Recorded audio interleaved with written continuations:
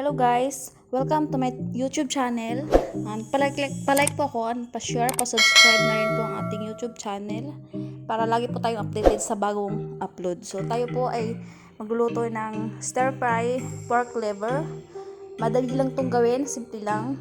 So, umpisa natin, ito yung slice ko lang siyang maninipis, nilagyan ko ng asin, harina o kaya cornstarch, tapos nilamas ko siya, tapos ko siya malamas, ganyan ang itsura niya. So, babanlawan po yan natin sa tubig.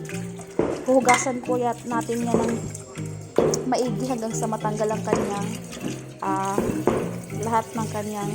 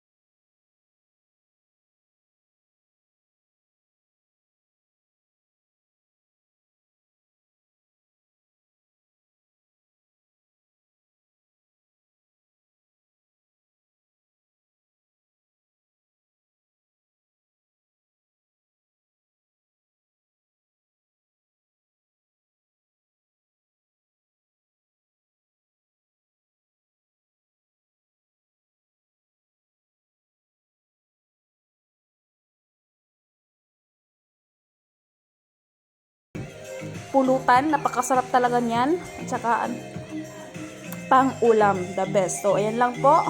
Simple at madali lang. So, thank you po. Maraming salamat.